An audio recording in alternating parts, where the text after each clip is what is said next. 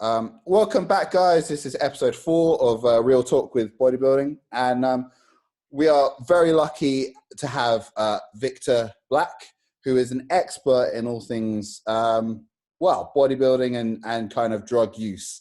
Do you want to just do a very, very short, concise reel of what you're about?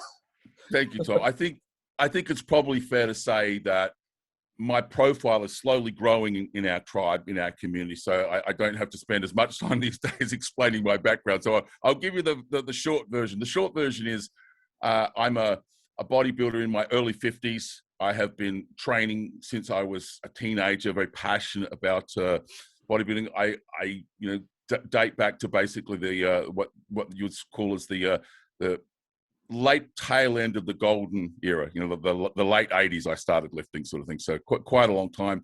Trained and competed as a natural for 20 years and then opened the door into enhancement. And now today, my great passion is trying to provide education and guidance to guys who are interested in enhancement, but with a viewpoint to what I would call longevity. And what I mean by that is, it's fair to say that, most professional athletes in most sports have careers of relatively limited time span.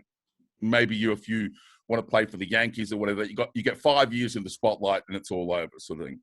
And, I tend to try to point out to guys that there's no reason in this game that you can't do what you love to do for 20, 30, 40, 50 years. But it's also fair to say that if you're going to do that as an enhanced trainer, you need to show a little bit of sophistication, a little bit of elegance, a little bit of strategic planning in the way that you approach the use of these drugs, because it's fair to say that there are very real risks involved and there are very real toxicities involved in the application of these drugs if you are heavy-handed or if you make the wrong choices of compounds. So that's my great passion today, trying to raise the awareness in our tribe about the safer application of enhancement practices with a view to practicing longevity.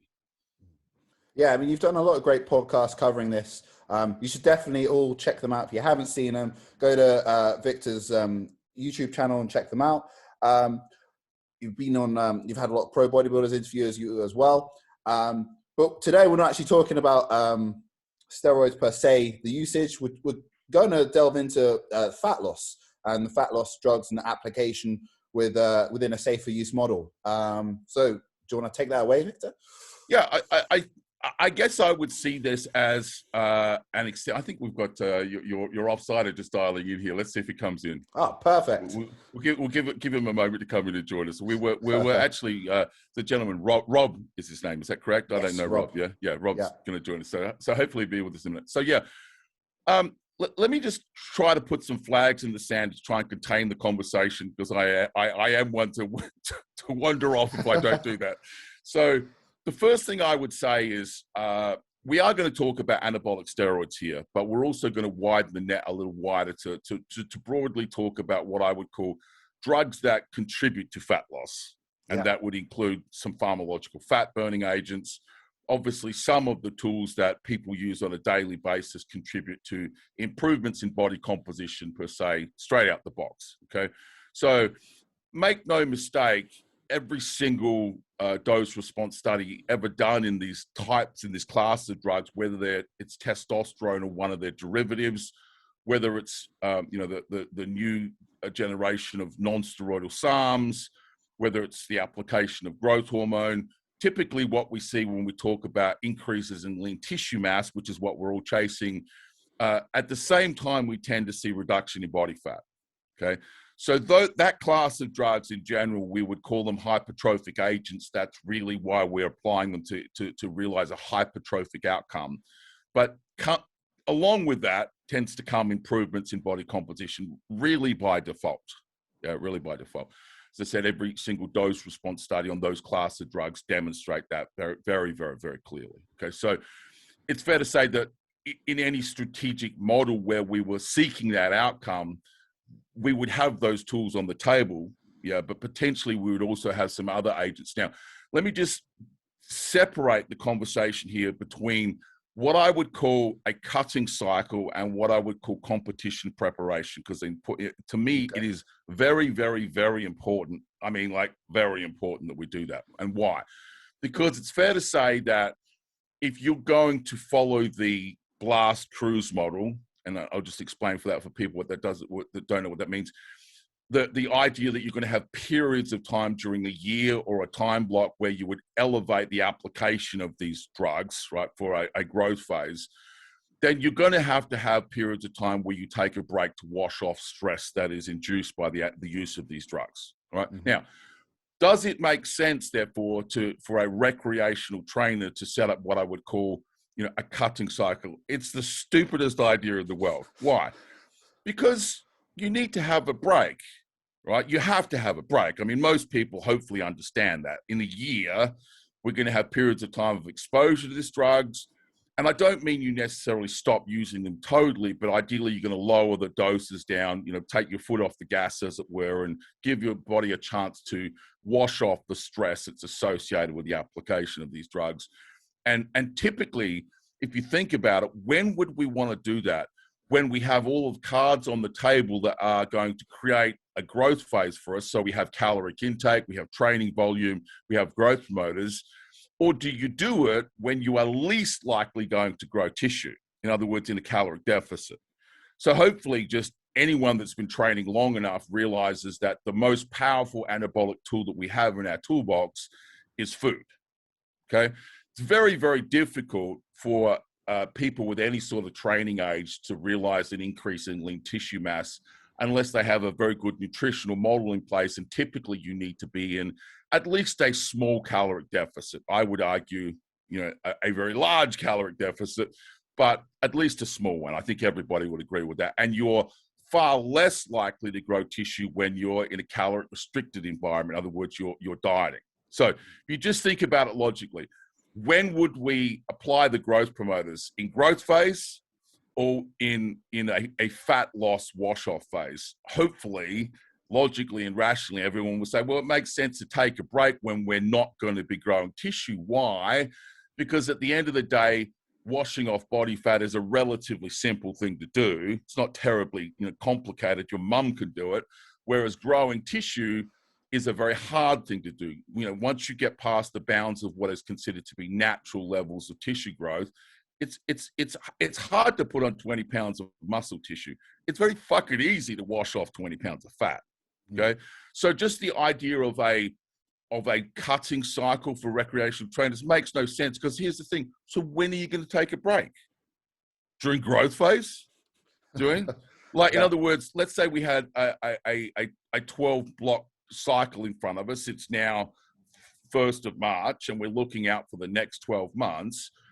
Obviously there will be growth phases in there. There'll be maintenance phases, and there'll be, fat loss washout phases. When is the most logical time for us to apply these growth promoters? Well, during fucking growth phase.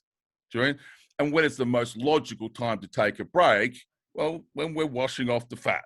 Now that doesn't mean, as I said, that you would completely remove all of the tools from the table, but you wouldn't have the volume turned up, if that makes sense. You would be doing it in a moderate way. The obvious exception that breaks that rules is for a competitor. Now, for a competitor, the absolute opposite is probably true, where you're probably going to expose yourself to the greatest volume of drugs and potentially even the most toxic of drugs right before competition. And this applies for powerlifters and strength athletes and bodybuilders alike, okay? So it's important when you have this conversation that you understand, so am I a recreational trainer that doesn't compete, or am I a competition athlete? And based on that decision, how you structure a strategic model will be very, very, very, very different. As I said, competitive bodybuilder, enhanced, going into a show, in the 60 to 90 days leading into that band, that's probably going to be your period of highest stress when you're dieting, right? And I mean stress from the drugs, right? But anyone who's a recreational trainer that wanted to have the highest level of stress when they're washing up, that makes no sense. That's just ultimately going to hold back your growth. So I'm assuming in the recreational user, you're not going to want to use as many different options as for fat loss as you would if you're doing a competition, right? Or not? I don't know that I would necessarily agree with that. I do accept that many of my models are controversial, but I'll give you an example. What I mean by that is in recreational, athletes, okay, it's fair to say that anabolic steroids, testosterone and its derivatives, are massively overused, okay? And typically what recreational lifters are doing is they're choosing to modulate one of the 8 or 9 potential pathways that we could modulate for a performance outcome, literally the application of a ligand to the androgen receptor. That's pretty much all they do, and they will stack multiple anabolic steroids on top of themselves at sometimes eye-watering doses to get that. Now, one could easily argue that opening up the list of drugs so that you have a longer list of drugs allows you, if you're intelligent, to basically lower the amount of anabolic steroids you might need for potentially either a similar or even better outcome with lower cumulative stress. So I'll give you an example.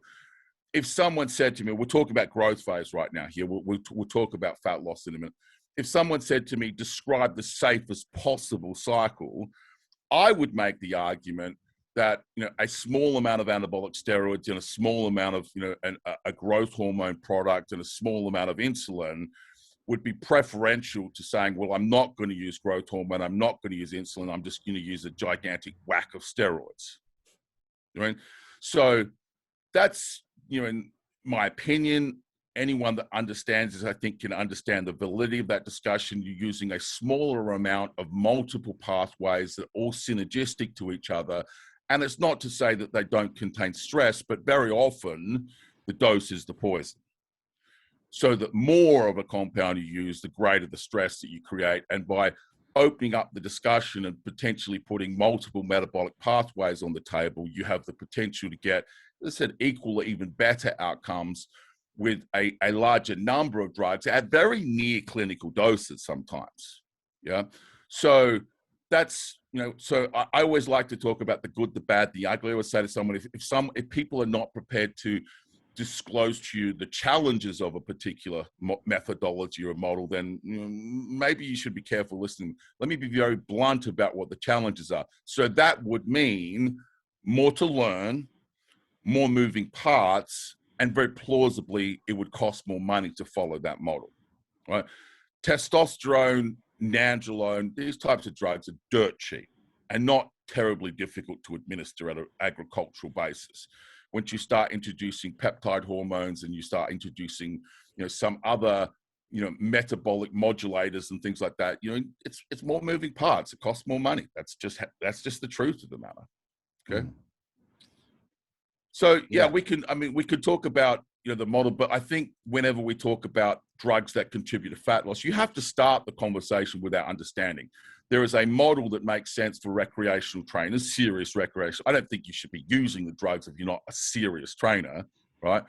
But there's a model that makes sense for the serious recreational trainer. He's not going to be as focused on fat loss pharmacology because he doesn't need to get into the single-digit body fat. Most recreational trainers, let's say you peak your growth phase at, let's just be really modest. He's 15 to 18%. That's hardly over fat, right? He doesn't need to get down to 5% to restart a growth phase. He just needs to wash it off, probably down to what I call beach-worthy, 8, maybe 9, 10%. So the need to leverage these drugs becomes less critical for a recreational trainer. He's undulating his body fat percentage between, say, 10% and 18% maybe, whereas a competitive bodybuilder is going from 18% down to single-digit figures. And the application of a lot of these pharmacological agents really becomes more insightful, more, strategic, once you get to those single digits. Getting down to 10% body fat, I'm just fucking honest, it's not that hard to do. You need to basically move more and eat less and understand that the drugs that you're currently using are already contributing to anti-catabolic action and already contributing to improved body composition. So really, the conversation needs to kind of take two parts. Now, that doesn't mean that we can't use some of these tools. Okay. So It does. why don't we go into what a recreational user would do then, and then go from there?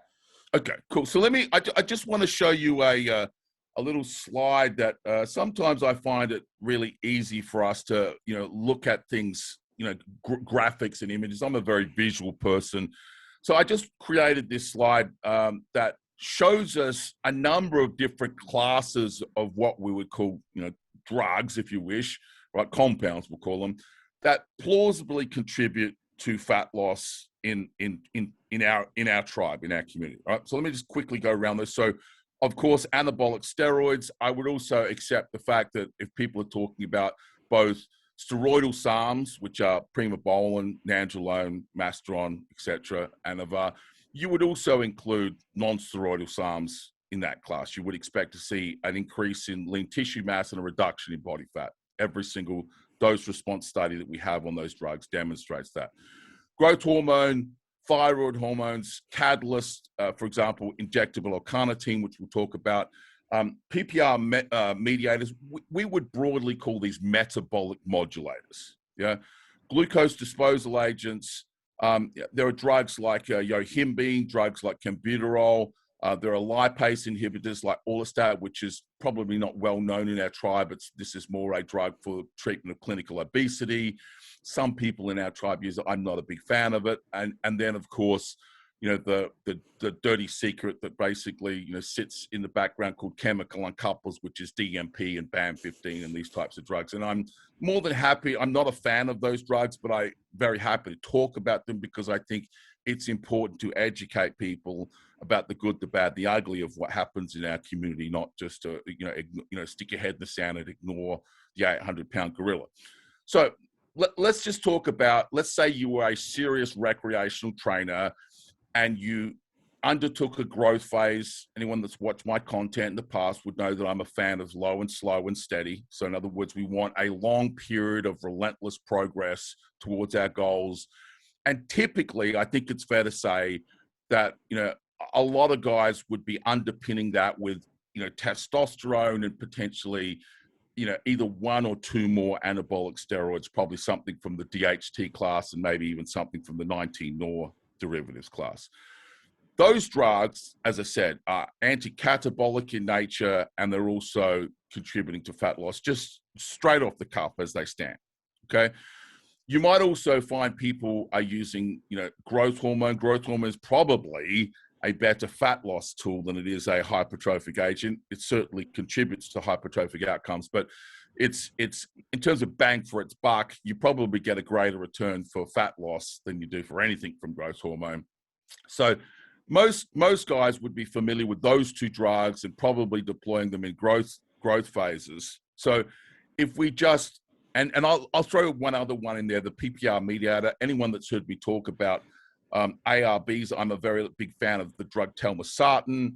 This is a drug that, in my opinion, you should be using an ARB or an angiotensin receptor blocker by default if you use anabolic steroids for the suppression of angiotensin 2. That drug is also a metabolic modulator, so it's contributing to our visceral fat level, percentages and things like that. So let's just say we have those three drugs on the table: some anabolic steroids, some growth hormones. Now, the average recreational trainer, in my opinion, during a fat loss phase would potentially lower down the exposure of those compounds, not completely remove them necessarily, but lower them down, understanding that without the calories in place to support growth, right, we're far less likely to get maximum tissue growth in that point in time. We have to have a break. So let's have a break when we're washing off the fat. We'll keep enough of them in there so they contribute. And the lion's share then of the caloric, imbalance that causes consequential fat loss. Obviously, people understand that you have at a rudimentary level, you have calories in equals calories out. And basically, if you're consuming, more calories than you consume during the day, ultimately you're going to end up storing whatever you're not using as adipose tissue as body fat. And inversely, if you are expending more energy than you are consuming, your body needs to mobilize and oxidize that fat as a fuel source. Okay. So for that recreational trainer, you would potentially just keep their anabolic steroids and the growth hormone in place, but you would lower them down so that they're not potentially causing stress and allowing any stress that you have incurred during the growth phase to basically wash off. Is there anything that I would say, yes, I think you could put that on the table as well? Yeah, I think that a little bit of clenbuterol makes perfect sense in that situation. Clenbuterol is both a fat loss agent and a hypertrophic agent in its own right. It does have very good anti-catabolic properties, and a very small amount of clenbuterol goes a very long way. And something like Yohimbine. Yohimbine is a drug that people either tolerate it very well and they like using it, or they tend not to do it. Typically, people who suffer from anxiety and from already elevated blood pressure don't do well on Yohimbine. But if you like Yohimbine, then, again, a small amount of Yohimbine at, say, 0.2 milligrams per kilogram, which would be for a 100-kilogram man, about 20 milligrams a day. So in other words, we're bringing in 2 additional agents, but lowering down the growth promotion agents in that model. I think that's a very practical model. I don't think that recreational lifters need DNP and other chemical uncouplers, during a diet phase. You just don't need to do that. And I am happy to talk about how DNP works and that, but quite honestly, most people that are using DNP are doing so they don't have to have nutritional control. You literally hear them speak. You don't have to go to the gym. You stand on the couch and put the fan on you and do nothing and the fat comes off. That's, it's so opposed to my philosophy of why we're doing this. I enjoy the training. I enjoy the journey. I enjoy the nutritional modeling. Have I experimented with DNP? Yes, I don't think you can talk critically about a product unless you've exposed yourself to it. So I understand the drug. I understand how it works. I've read plenty on it. It's not even that I don't support it. If you were a 400-pound clinically obese male, could you make an argument for the application of a chemical uncoupler under medical supervision because you just need to go from 400 pounds to a healthy weight? Yeah, I'm happy to talk to people, about how they would apply it with their doctor's supervision. Now, find a doctor that will support you is a different conversation there. But for a healthy young man with good nutritional control, I'm not sure what they're trying to do except be fucking lazy, quite bluntly. So I'm not sure. I was about to say, moving backwards real quick, what in your ideas is in the realm of a safe use dosage of clenbuterol? Because I know a lot of people, they go a bit crazy with the clen, and I know people that even do 200 mcg of it. So yeah, so it's one of clenbuterol is a drug that I think is massively maligned by our community because it's not well understood. So there's lots and lots and lots of medical clinical applications for clenbuterol, and the drug is very well tolerated in human beings up to about 120 micrograms a day, right? Mm-hmm. But I would like to stay back from that threshold. Probably I would say to people, look, if you've not used clenbuterol before, you should probably come out the gate at 40 micrograms a day and feel free to titrate to 80 micrograms a day. We actually, in 2019, saw a really nice study in healthy young men using 80 micrograms of clenbuterol a day, and we saw the consequence of that action. And believe me, it's not insignificant. You're going to get a really good bang for your buck out of 80 micrograms, both from observation, right, and from clinical evidence. And said that really, really, really lovely study for our community done in 2019 that looked effectively, what is the consequence of applying 80 micrograms a day to healthy young men in terms of fat oxidation levels? More than enough. Yeah. Now, sorry, real quick again. I was about to say, I mean, in your opinion, what about the cycling of it? I mean, some people use ketofen in order to, extend the longevity of it. That's complete bro science. Okay, bro science. There we go. Bro science. I'll just explain it. Is it true that clenbuterol, and this applies to all beta-2 androgenic agonists, by the way, it's not just clenbuterol, that the prolonged application of these drugs causes a downregulation of the receptor? Absolutely 100% true in skeletal muscle tissue. That's not what we're doing with clenbuterol. We're using it in a fat loss role. So does its hypertrophic potential, and you have to understand clenbuterol is a potential growth promoter, does its hypertrophic potential become significantly impacted by the downregulation of the receptor at skeletal muscle tissue level? You bet your ass it does, like significantly so. That's not what we're trying to do here. This is a fat loss discussion, right? And that downregulation is in skeletal muscle tissue. So again, people half understand things and then half have an opinion on things. So I'll give you a simple example. If we were to be using clenbuterol as a hypertrophic agent, number one, not a particularly effective tool for men.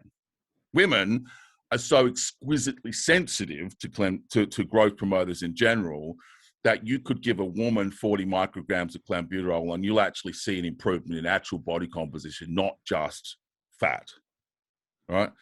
But you won't see that in men by itself. You might be able to measure certain cascades and certain pathways that said, look, in theory, yes, but like in the real world, like anyone that says that clenbuterol is a substitute for anabolic steroids or even SARMs, it's not that powerful, right? Yes, in women. You just have to understand a woman needs 3 milligrams of testosterone a week to be bouncing against her natural limits. In that organism, a little bit of clenbuterol produces that outcome. So if you are using it as a hypertrophic agent in women, that's a very valid discussion because the receptors in skeletal muscle tissue definitely downregulate. But that's not what people 99% of the time are trying to do with clenbuterol. They're trying to use it. But I think you'd agree with me. Most people would call clenbuterol a fat loss agent. Yeah, for sure. Yeah. So in that context, it's just fucking bro science. Like, yeah, but that's in the skeletal muscle tissue. You follow the point? Yeah. So you can, for fat loss, you can just run it as is, 6 weeks, 8 weeks, whatever. It doesn't stop working. Oh, wow. Okay. Just blowing my mind right there. Just so I'm clear, so nobody goes, blah, blah, blah. Yes, 100% true that in skeletal muscle tissue, the chronic application of clenbuterol over a multi-day time frame will ultimately result in the downregulation of the receptor in skeletal muscle tissue. That is not what we are doing. Cool. Thank you. That's good. Okay, so I would argue that for a recreational user, some anabolic steroids, some growth hormone, a metabolic modulator like telmisartan, maybe even a glucose disposal agent like berberine or metformin, maybe, some Yohimbine and some clenbuterol. That's a pretty good list of shit on the table. Like, let's face facts, that's not, slim pickings, as it were. Yeah. Okay. Mm-hmm. But my focus would be, I know I sound like a broken record at time, is we want to use amounts of these drugs that allow us the outcome we seek without adding stress to our period of time where we're trying to wash off stress. I fully support the idea that it's very plausible that 40 micrograms or even 80 micrograms of clenbuterol would significantly contribute to our fat loss goals here without really bringing too much stress to the table. And this is where you said, I've heard about guys using such and such a dose. I go, yeah, but you understand that that's breaking that model. Like they're inducing tremendous amount of stress in the period of time that we're supposed to be washing off stress. Mm-hmm. Okay. So then what we'll just flip this and go, okay, so then what would a competition cycle look like, right? And I think it's fair to say that it's not terribly dissimilar. We're really still going to be drawing compounds from these various classes of compounds, but the very nature of competition is that we're going to be exposing ourselves to probably the greatest dosages of these drugs for the whole year in the weeks and months leading up to the event. Ideally, you want to start low and titrate the dose on a needs basis as you get closer and closer and closer to the show. As you pass the 10% threshold, it is fair to say that it becomes increasingly difficult to mobilize that stubborn fat. Yeah. And these tools play a greater and greater role. And quite bluntly, you start turning the dosages up. But you have to understand that action has a consequence. You start turning the doses up, you're causing stress. So it's plausible that a competitor gets to the end of competition and has acquired such stress that he needs a break following the show. You see the disconnect, you're starting to see the disconnect between why would a recreational trainer want to undertake drug use that at the end of the fat loss phase, he needs to take a break because that's when you want to start fucking growing. Yeah. Do you know what I mean?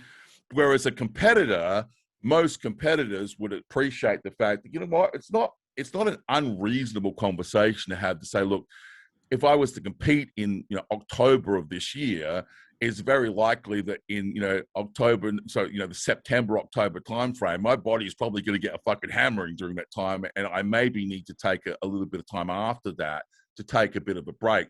And this is the paradox, of course. Usually when we compete, we set ourselves up, prime ourselves for a nice push out the gate, a nice growth phase, but it's not necessarily the best time for us to do that because we're carrying cumulative stress that has been, you know, acquired during the preparation process. Yeah. So not terribly difficult, different drugs. I've met very, very few competitive bodybuilders that use, you know, chemical couplers like DMP. They certainly do get used, but quite bluntly, they're usually used by people who are behind the eight ball. You know, they know that they're well behind the game and they're desperately trying to catch up, and they realize it's not the ideal solution, but they've kind of forced their hand, you know. And so I'm very empathetic to professional athletes that sometimes have to do things that we don't ideally want to do because that's how they make bank. Yeah. You know? So I'm interested in your idea of when you deploy these strategies, because I'm assuming you don't want to start out the gate with all these, you know, an amalgamation of all these drugs. I mean, obviously anabolics and growth hormone will be in from the start, but then when would you start implementing the thyroid hormones and all of these others? Yeah. So that's a very good point. I guess what I would say is my opinion about contest preparation, we'll just kind of focus on contest preparation. Yeah. Now, yeah. Okay. My opinion about contest preparation, quite honestly, has been formed from my experience as a natural athlete. Okay. Most elite naturals don't compete every year. And the reason they don't compete every year is the process of getting yourself to that level of body composition naturally takes a huge toll on the human body. You know? So by the time they recover from putting themselves through that process, you know, your hormonal profile just basically goes into the toilet when you do that naturally. Yeah. So you could actually make an argument that said, okay, so you know what, if you actually decided to get really lean and you just used a little bit of all these drugs, that would be plausibly healthier for you than trying to do it naturally. As a natural athlete, by the time you get to that level of body composition, your testosterone production's in the toilet, your growth hormone production's in the toilet, your cortisol levels are through the roof.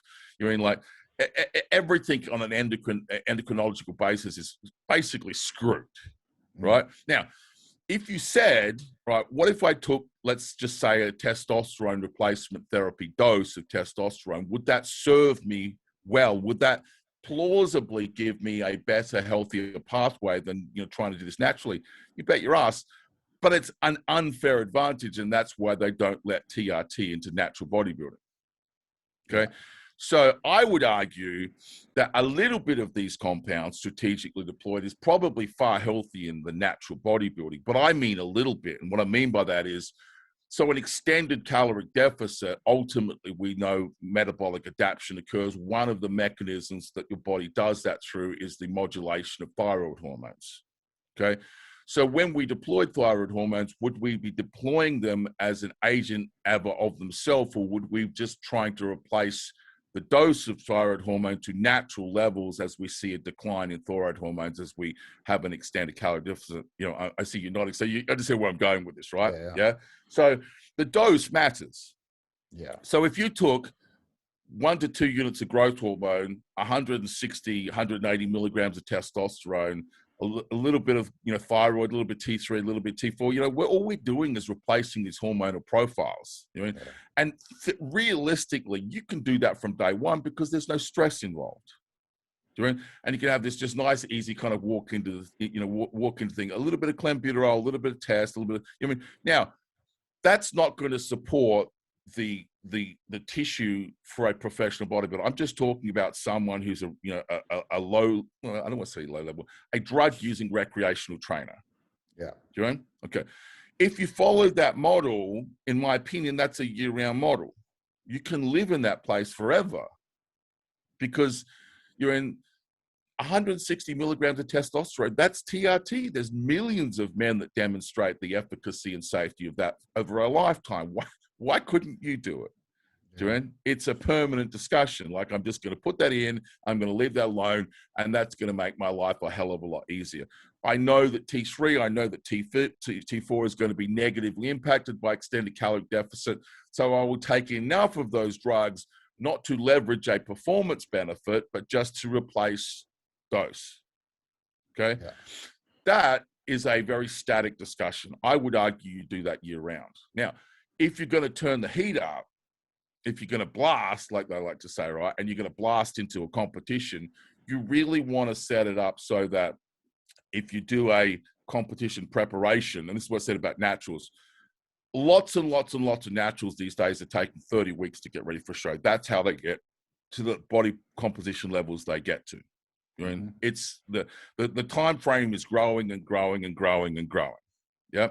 A lot of these guys, a year to grow, a year to compete. So they compete every second year, and they'll have a 30-year preparation process. Now, most enhanced trainers, especially from the era that I grew up in, we used to do 12-week, preps, right? And then it became 16, and then it became 20. It's growing. People are getting longer and longer. So I would argue if you're going to do a 12-week prep, then some degree of titration of dosages over time makes sense, but it's less of a discussion than if you have a longer preparation process. Let's just say we're going to have a 24-week prep. Okay. Yeah. So what that would mean is that you want to put the minimum clinical effective dose of these drugs on the table, and you want to keep some cards up your sleeve so you deploy them on a needs basis. The goal being relentless progress towards our goal, the minimum amount of stress, but the maximum physical, like the best return that we can get, right? So what that's basically saying is, if we could hold some of these drugs off until, later in the game, right, then we should do that. Which are the drugs that we would hold off? One, we would hold the dose off, potentially, and also potentially we would hold the more, the harsher drugs, the drugs that are tougher on our body, for that time frame. So I'll give you a simple example that if you looked at something like growth hormone, if you're using it just as a fat loss agent, there is a theoretical limit to how much growth hormone you can take in a single administration to get, like a mobilization of stored body fat. And that's about 1.5 units. Okay. Taking more than that doesn't do anything in a fat loss model. There's like a throttle, there's a natural bottleneck. So you would basically say, okay, so I'm going to take 1.5 units, and you might start off by just doing that once a day, but as you got closer and closer and closer to the show, you may end up with multiple administrations later in the day. You wouldn't necessarily raise the dose at that point, but you would start introducing multiple points of administration. Obviously, esterized anabolic steroids, you don't need to do that, but there are some drugs that have a relatively short life of action, like recombinant human growth hormone, that you could, like injectable L-carnitine and those types of concepts. So I would argue that if we took a 24-week window to get ready for a show, and obviously, do you need 24 weeks? No, but I would argue that slow and steady is better than brutalize yourself. And 24 weeks probably allows enough time to have a diet break in there. So you can kind of get down to 10% and then basically hang out there maybe at maintenance calories for a couple of weeks, take a break, wash off the fatigue required in a diet process, and then push on again.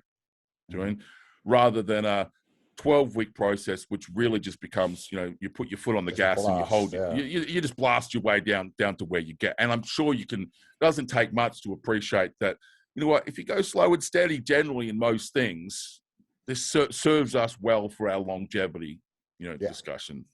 Don't get too fat in the off season, but you need to eat. So you need to put on some weight. So if you get to where I get to, I like to get to about 30 to 40 pounds off stage weight myself. Yeah. That's not something I want to wash off in 12 weeks, but I'm very comfortable doing it in double that time frame. It's a relatively easy walk in. Now, it's important for me to say at this point in time, the lion's share of the work is done here is through caloric restriction. Yeah. Okay. The drugs contribute, the cardio contributes, but the lion's share is done through caloric restriction. In my opinion, the first thing you do is you address the caloric restriction. You set yourself up with an appropriate level of caloric restriction, and you watch what happens and then basically start to walk in the tools that we have to accelerate that process on a needs basis. In other words, you don't need to start doing 2 hours cardio on week one, and you don't need to reduce 1,000 calories in your diet on week one. That just doesn't make any sense. No one does that, right? So why the fuck would you start with all of your drugs on week one? Yeah. You know, if someone said to me, look, I'm going to prepare, I'm going to do a 20 or 24 week prep, and I'm going to be doing the same amount of cardio on day one as I'm going to be doing like in the 2 weeks before the show. And I'm going to be having the same amount of calories, and I'm going to be using the same drugs. I go, you fucking have no idea what you're doing. You're a fucking moron, doing. And yet that's how guys approach this, doing. Yeah. You start off slow. Maybe you do 30 minutes cardio 3 times a week. Doing. Yeah. Maybe you lower your calories down a bit, but you have to understand that you're going to have multiple adjustments to caloric intake, and you have to have multiple reviews of structured cardio. Is that enough? You may need to turn the volume, and you're going to have multiple reviews of, like turning the fucking the tools that we can use for fat loss. For some stupid reason, I have no idea. I've never met anybody that says, yeah, you come out the gate with 2 hours cardio, come out the gate with misery calories. You know what it's like getting ready for the show. Misery, yeah. Right? I've never met anybody that says that, right? But the fucking idiots come out the gate with all the drugs on day one. Like, what the fuck are you doing? Like, you just have no idea what you're doing, right? So slowly, you want to hold back the drugs so you're getting the response that you're seeking, right, without laying anything down on the table unnecessarily. Mm-hmm. In other words, if 40 micrograms of clenbuterol does the job, why are you going to 80? I'm not opposed to going to 80, but my only question is why? Why are you doing that? Just because is not an appropriate response, right? So you start like on a recreational user model, and then just really ramp everything up, or no? It's the same model. You start off relatively moderate during, and as you move forward. Now, some individuals are going to respond. The degree of inter-individual genetic response to all drugs is truly profound, right? Some people have fucking day jobs that they burn a lot of calories. They're laborers and they work on building sites. I sit on my ass all day talking to people on Zoom. Do you know what I mean? Like I apart from walking my dogs and apart from going to the gym, I don't expend energy. Do you know what I mean? So everybody's going to be different, but the premise here is that you would look at the class of drugs and ideally look at that framework. And we said, look, in the real world, what you do is like maybe take a little from each of those classes. I would much rather someone have a longer list of pharmaceutical contributors here, right, than to say, I'm going to use 200 micrograms of clenbuterol. Yeah. Like, well, why can't you just use a little bit of this and a little bit of that, which, harks back to my growth model as well. It's the same fucking discussion. Yeah. A little bit of this and a little bit of that. Why? Because they all contribute something and they all work on different metabolic pathways. And we all know that at a certain point, toxicity presents, right?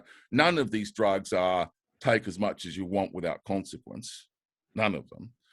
So it just makes sense if you're faced with two models that says, model one says, right, I'm just going to take 2 or 3 of those drugs and use a fuck ton of them, right? Or I might take 20 of those fucking things and use a little bit of it. And I say 20, I'm not joking when I say, and I'm talking about including anabolic steroids, a little bit of testosterone, a little bit of masteron, a little bit of proviron, a little bit of trembolone. Hell, we're up to 4 already. 20 is not ridiculous. You know what I'm saying? Like by the time you get to, there may well be 20 different drugs on the table. Injectable carnitine, a little bit of insulin, you go down the list sort of thing. I would much prefer to support that model than the overuse of, 3 drugs. I use testosterone, trembolone, and clenbuterol to get ready for show. I'm not saying it doesn't work, and that's the most important takeaway from all of these discussions. A fool would argue it doesn't work. I would argue that you could potentially get equal or better outcomes to that model in a more sustainable practice, right, that you'll be able to do for many, many years, right, than the overuse of a handful of simple compounds during and then realizing toxicity consequential to the overuse of individual drugs. 200 milligrams of clenbuterol a day, there's a consequence to that. In my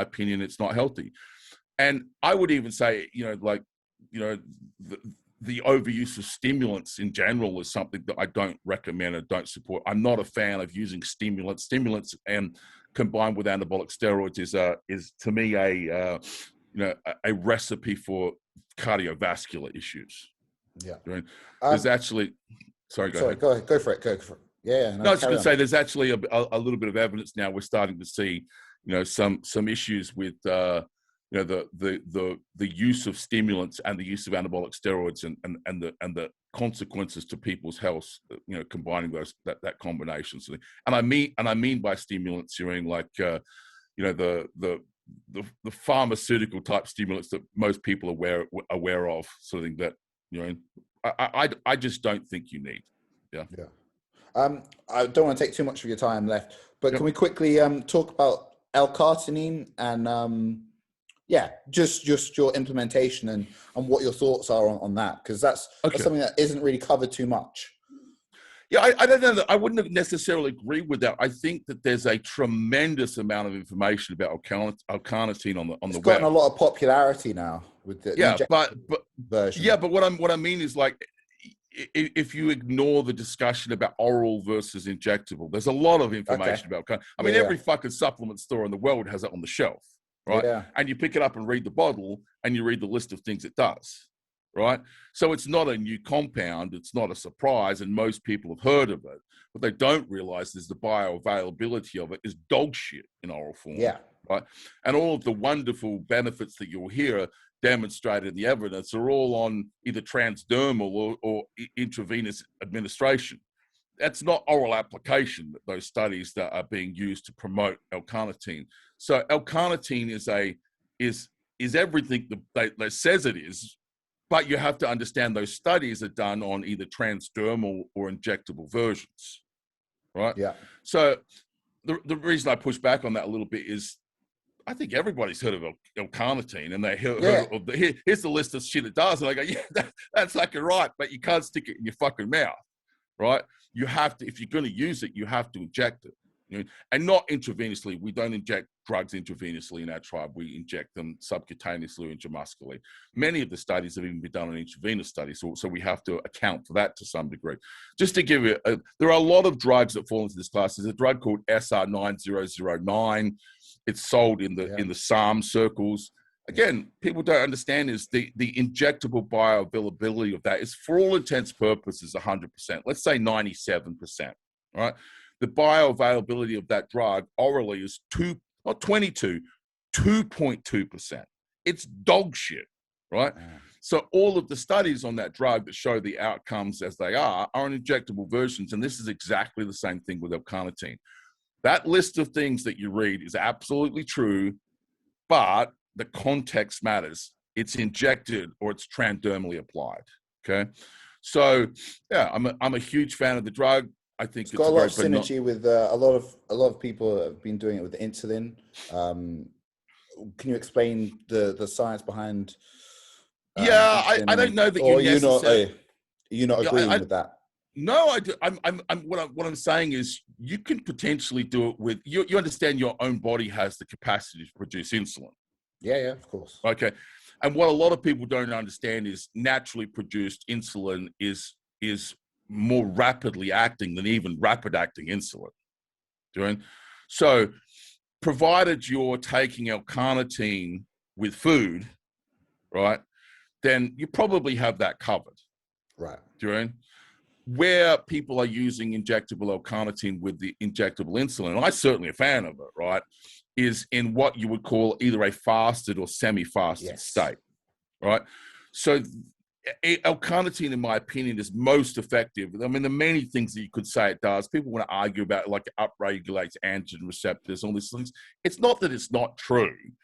It's just in the context thing, well, hang on, androgens uprate androgen receptors, right? They don't downregulate them, they upregulate them. So if you're taking androgens and you're doing this and you're doing that, there's all these things that upregulate androgens, the androgen receptors, sorry.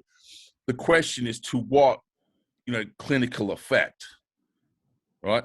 We don't have downregulated androgen receptors as androgen users. We have upregulated receptors. So although I agree that that context of the use of injectable carnitine as an androgen receptor upregulator is in the context of, you know, down-regulated androgens, which means you're not using androgens. Does that make sense? Yeah. So it's technically true, but we're using androgens.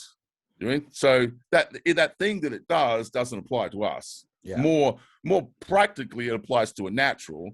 You know, but then, you know, like, you have to question, are you natural if you're injecting fucking, you know, that's not my definition of natural. Do you know? Like, someone sitting there fucking doing, you know, intramuscular injections of fucking amino acids is not a quote unquote natural bodybuilder. Yeah. So, look, I would argue the primary benefit of L-carnitine in a fat loss scenario. Yeah. So we're not talking about hypertrophic model here.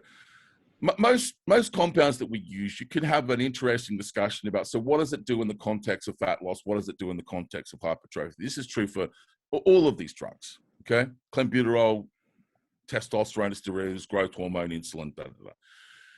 In the context of L-carnitine, what does it do in terms of fat loss? Fundamentally, it's a transportation tool that helps to mobilize the released fatty acids into the mitochondria as an energy source.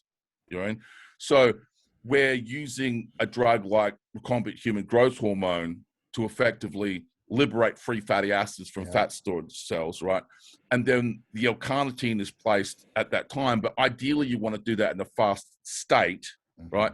So we would use like 1 unit of Humalog, you know, and we wouldn't have food there, you know, and so we're basically getting the insulin without the glucose levels in the food, in the bloodstream rather, okay? So a very technically correct way to do things, and I certainly do it. But, you know, and again, if you're not an experienced insulin user, I would suggest that you engage a experienced enhancement coach to help you with that strategy. So, but as a general rule of thumb, the amount of insulin that you need to see that response from L-carnitine is a very small amount.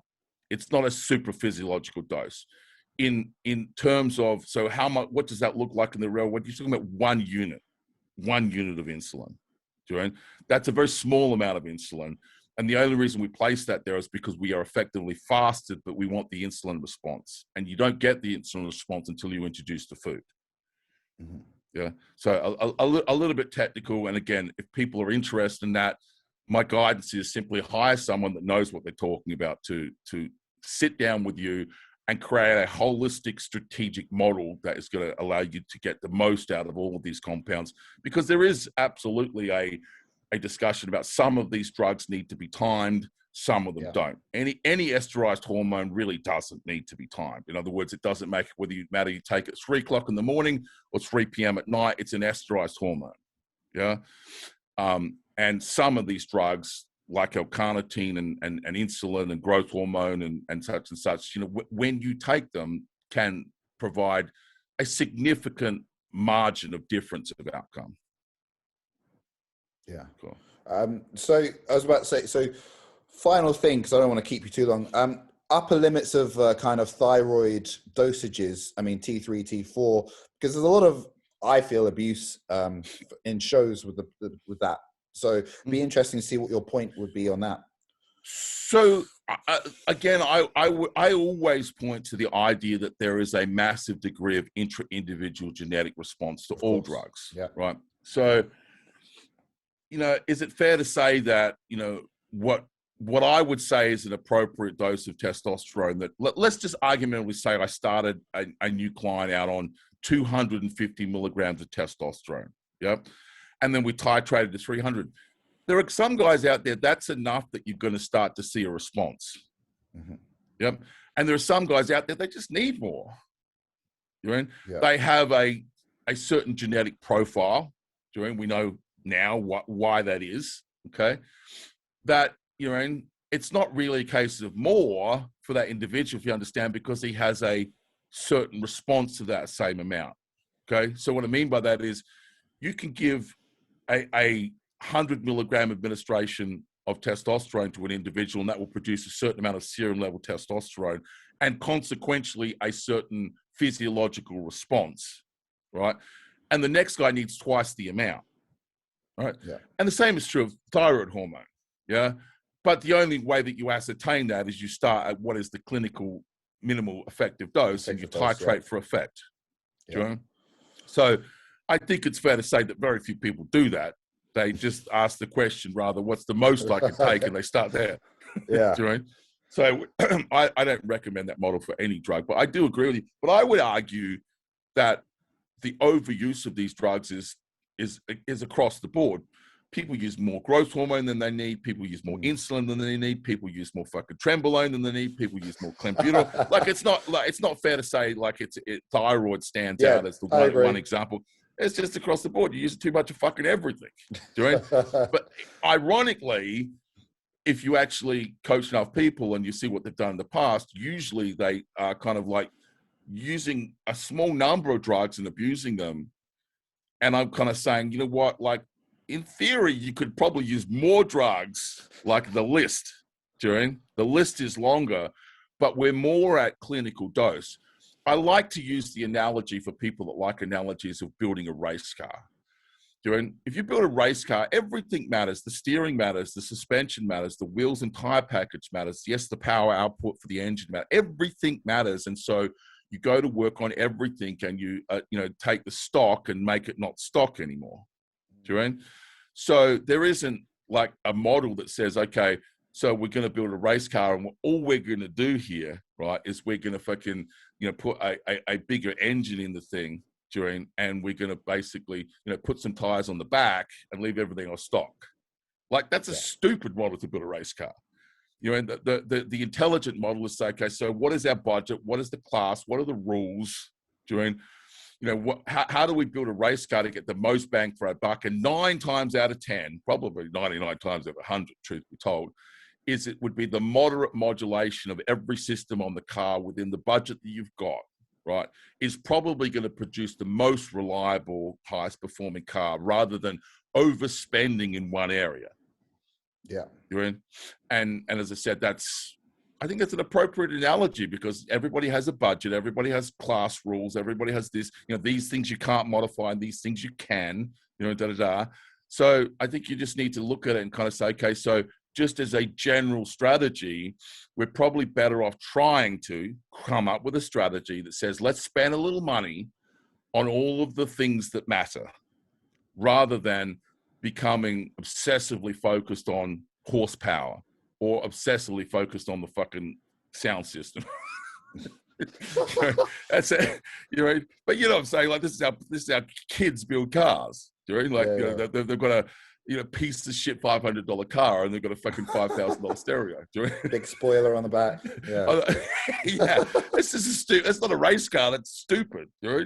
So I hopefully people can connect with that analogy. So yeah, it's a now obviously this conversation is a relatively high level first pass. Then what comes from that is what I would call going further and down the rabbit hole, talking about so exactly how do these compounds work, by what mechanism of action. Let's talk about the good, the bad, the ugly, because it is fair to say that all of these drugs have good, bad, and ugly. And I think that you have a responsibility as an enhanced athlete to either understand what those things are or engage, as I said, a professional enhancement coach that can, basically be in your corner to help you make those strategic decisions for you. Don't be fooled by me saying like new classes of drugs, doesn't come with any consequence. That's irresponsible. And that's hopefully people understand that is not what I'm saying. What I'm saying is I believe that the model of lowering the dosages of the overused drugs and potentially bringing up some of the things you might not have considered, to be in your class before, would make sense. And as I said, I think that's best represented by the recreational lifter, who's the guy who's just using anabolic steroids at the moment and experiencing toxicity outcomes from that.